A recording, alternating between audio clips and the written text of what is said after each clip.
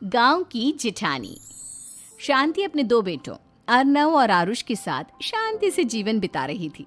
लेकिन शांति के पति सोहन से उसकी कभी कभार थोड़ी अनबन हो जाती थी। एक दिन शांति रोज की तरह सुबह का खाना बना रही थी, तभी दरवाजे की घंटी बजी। घंटी की आवाज सुनकर वो दरवाजे की ओर जाते हुए कहती है, अरे आती हूँ, कौन है, सब्र करो। शांति दरवाजा खोलती है तो देखती है कि उसके जेठ मोहनदास सामने खड़े होते हैं। वो सक पकाकर अपना घूंघट करती है और पैर छूकर कहती है, आइए आइए जेठ जी। कैसी हो शांति? जी मैं तो बिल्कुल ठीक हूँ, सब आपकी मेहरबानी है भाई साहब। शांति और मोहनदास की बातें सुनकर शांति का पति सोहन और उसके दोनों बेटे बाहर आ जाते हैं। अरे भैया राम राम, कैसे हो आप? राम राम भाई। अरे शांति, ऐसे खड़ी खड़ी क्या देख रही हो? चाय कॉफी कुछ लेकर आओ, भैया आए हैं। शांति तेजी से रसोई की ओर आगे बढ़ती हुए कहती है, अरे मेरी माँ, गेट खोलने के चक्कर में मेरे तो चावल ही जल गए। वो दौड़ी दौड़ी रसोई में जाती है और देखती है कि सारे चावल जल गए हैं। वो दोबारा चावल बनाने में लग जाती है। इतने में सोहन आवाज लगाता है, अरे शांति, तुम्हारे चावल का रोना खत्म हो गया हो तो चाय ले आओ। जी लाती हूँ अभी। शांति जल्दी जल्दी चाय बनाती है और मोहनदास को चाय देती है। सब एक दूसरे की खैर खबर पूछते हुए चाय पीते हैं। चाय खत्म होती ही मोहनदास शांति की ओर देखते हुए मजाक में कहते हैं, शांति, अब तुम्हारी चाय में दम नहीं रहा, अब हमें चाय बनाने वाली बदलनी पड़ेगी। ये कैसे मुमकिन होगा जेठ जी, घर और बाहर का सारा काम मुझे ही करना पड़ता है और कभी कभी जल्दी जल्दी के चक्कर में काम बिगड़ जाते हैं, जैसे आज चावल जल गए। अरे इसी का तो हल लेकर आया हूँ। मैंने रिश्ता देखा है अर्नव और आरुष के लिए। दोनों लड़कियाँ बहुत सुंदर और सुशील हैं। अगर आप दोनों इजाज़त दें तो बात करूँ आगे। सोहन और शांति रिश्ते की बात सुनकर कहते हैं, अब ठीक है, बात चलाइए ना भैया, पर पहले लड़की के बारे में कुछ बताइए तो सही। हाँ हाँ भाई साहब, लड़की कैसी है, परिवार कैसा है, कहाँ के रहने वाले हैं? देखो, परिवार तो बहुत अच्छा है, पर वे दोनों लोग बहुत गरीब हैं। दहेज में कुछ मिलेगा नहीं। अरे हमें दहेज में कुछ चाहिए भी नहीं, बस लड़की संस्कारी होनी चाहिए। एक लड़की तो पढ़ी लिखी है और शहर की रहने वाली है, पर दूसरी अपनी गरीबी की वजह से पढ़ न सकी और गांव में रहती है। लेकिन दोनों है बहुत खूबसूरत। अगर तुम सबको देखते ही पसंद ना आ जाए तो मेरा नाम बदल देना। हाँ, पर तो हम आके मूंद कर भरोसा कर सकते हैं भैया। आप आगे बात चलाइए, हम शादी करने को तैयार हैं। कुछ ही दिन में अर्नव और आरुष की शादी हो जाती है। आरुष की शादी अनपढ़ लड़की मंजरी से हो जाती है, जो कि बहुत भोली भी होती है, और अर्नव की शादी पढ़ी लिखी लड़की तनुजा से हो जाती है, जो कि घमंडी और चालू होती है। एक दिन मंजरी घर के काम कर रही थी कि अचानक शांति उसे आवाज लगाती है, बड़ी बहू, ओ बड़ी बहू, मंजरी जल्दी यहाँ आओ। मंजरी जल्दी जल्दी शांति के पास जाती है। बेटा मेरे पैर दबा दे, बहुत दर्द हो रहा है। जी माँ जी, बस बर्तन धोकर आती हूँ। अरे बैठ यहाँ, मेरे पैर में बहुत तेज दर्द हो रहा है, बर्तन छोटी बहू धो लेगी। मंजरी शांति के पैर दबाने लगती है तो शांति तनुजा को आवाज लगाती है, छोटी बहू, ओ छोटी बहू। तनुजा थोड़ी देर से आराम से चलकर आती है। जी माँ जी, आपने बुलाया मुझे? आपको कोई काम था क्या? तू कुछ काम कर रही है या? शांति की बात काटते हुए तनुजा बोलती है, कुछ नहीं माँ, फोन पर अपने घर पर बात कर रही थी। अरे बाद में बात करियो अपने घर वालों से, पहले जाके बर्तन धो ले। तनुजा मुंह बनाते हुए अपनी जिठानी की ओर देखती है और मन ही मन कहती है, ये महारानी वहां बैठी है, ये नहीं कि बर्तन धो ले। मैंने इतनी पढ़ाई बर्तन धोने के लिए की थी क्या? तनुजा दांत पीसकर वहां से चली जाती है। अगले दिन सब दफ्तर चले जाते हैं, तभी डाकिया चिट्ठी लाता है।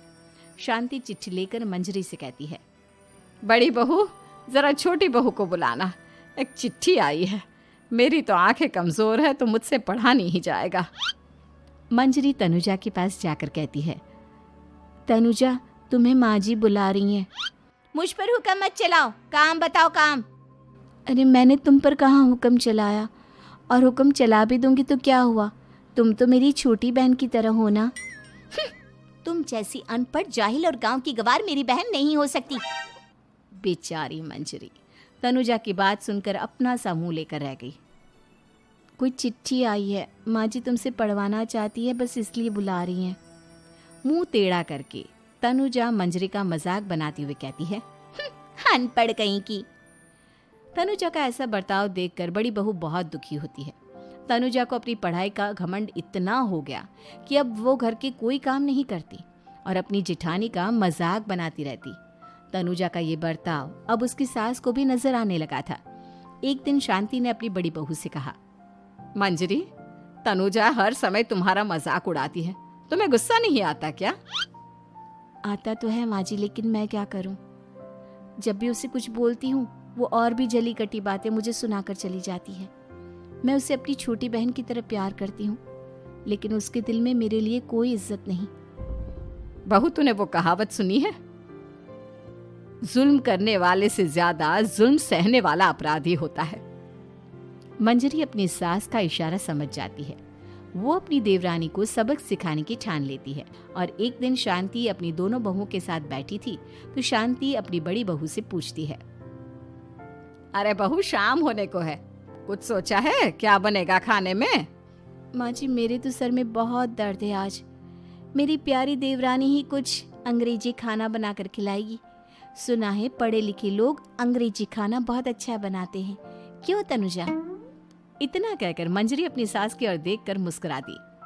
तनुजा अपनी तारीफ सुनकर बहुत खुश हो गई। इतने में शांति कहती है, यह तो सच बात है छोटी बहू, ये तो मैंने भी सुना है। हम भी पक गए हैं बड़ी बहू के हाथ का खाना खा खा कर। तनुजा, तुम्हारी माँ भी तो तुम्हारे खाने की बहुत तारीफ करती हैं। आज हमें भी खिला दो कुछ अच्छा सा बनाकर। शांति की बात सुनकर छोटी बहू और आसमान पर चढ़ गई, पर उसे ये कहाँ पता था कि उसकी सास और जेठानी उसे सबक सिखाना चाहती हैं। तनुजा अपनी तारीफ सुनकर खुश तो बहुत होती है, पर सोचने लगती है, मुझे तो कैसा भी खाना बनाना नहीं आता। अब मैं क्या करूंगी? अगर मैंने इनको सच बता दिया तो मेरी सारी इज्जत मिट्टी में मिल जाएगी। अरे छोटी बहू, क्या सोच रही हो? खिलाओगी ना अपने हाथ का अंग्रेजी खाना? छोटी बहू हाँ में सर हिला देती है। अचानक से उसके दिमाग में एक आइडिया आता है। मैं इंटरनेट से देखकर कुछ बना लेती हूँ, मेरी वाहवाही पूरे घर में हो जाएगी। मुझे कौन सा रोज रोज बनाना है। माँ जी, आज आप सबको ऐसा खाना खिलाऊंगी कि। इतने में शांति छोटी बहू की टांग खींचते हुए कहती है कि पता नहीं कैसा खाना खिलाओगी। ए ऊपर वाले, हमारी रक्षा करना। इतना बोलकर शांति और मंजरी दोनों जोर जोर से हंसने लगते हैं। अब तनुजा रसोई घर में चली जाती है और खाने की तैयारी करने लगती है, पर उसे रसोई घर की चीज़ों के बारे में तो कुछ नहीं पता। जैसे तैसे सारी चीज़ें निकालती है और इंटरनेट पर देखकर खाना बनाती है। कुछ ही देर में सब लोग घर आ जाते हैं। अरे सुनते हो, आज का खाना हमारी छोटी बहू बना रही है। अरे वाह, आज तो फिर कुछ अंग्रेजी खाना खाने को मिलेगा। कुछ ही देर में खाना बन जाता है तो छोटी बहू सबका खाना लगा देती है। इतने में बड़ी बहू कहती है, क्या बात है देवरानी जी, आज तो बहुत अच्छी खुशबू आ रही है। ये बात तो सही कही बड़ी बहू तूने, खुशबू तो अच्छी है। ऐसी खुशबू तो मेरे खाने में भी नहीं आती।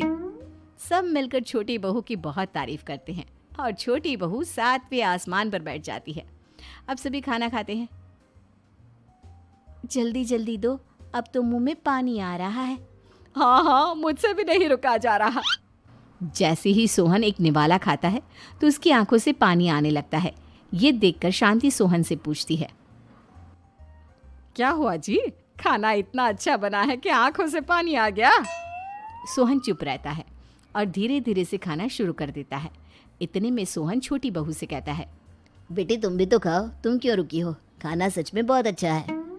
ये कहकर सोहन जोर से हंस देता है। फिर सब खाना खाने लगते हैं, लेकिन खाने में नमक और मिर्च तेज हो गई थी। तनुजा से कोई कुछ नहीं बोलता, बल्कि उसे भी खाने को कहते हैं। जैसे ही छोटी बहू खाना खाती है वो पानी पानी कहकर चिल्लाती है, पानी, इसमें तो पानी।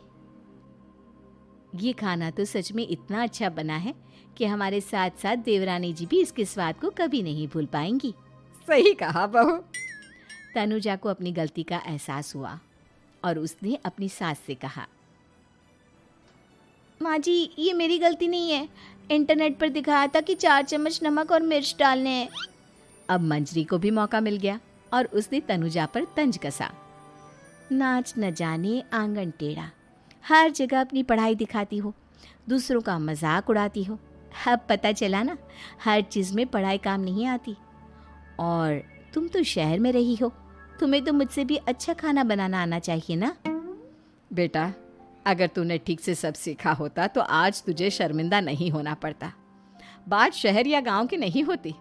मंजरी गांव से आई है, लेकिन उसे घर का काम करना और खाना बनाना सब अच्छी तरह से आता है। तुम शहर में रही हो, तुमने ये सब क्यों नहीं सीखा? छोटी बहू सर नीचा कर सबसे माफ़ी मांगती है और बहुत शर्मिंदा होती है। दीदी मुझे माफ़ कर दो, मैंने आपको बहुत बुरा भला कहा, पर आपने मुझे हमेशा ही माफ़ किया। आज मुझे अपनी गलती का एहसास हो गया है। अब दोनों बहुएं मिलकर घर का काम करने लगी और एक दूसरे को अपने गुण बांटने लगी। मंजरी ने अपनी देवरानी को खाना बनाना और घर का काम करना सिखाया, वहीं तनुजा ने भी अपनी जिठानी को पढ़ना लिखना सिखाया। शांति और सोहन ऐसी बहुएं पाकर बहुत खुश थे।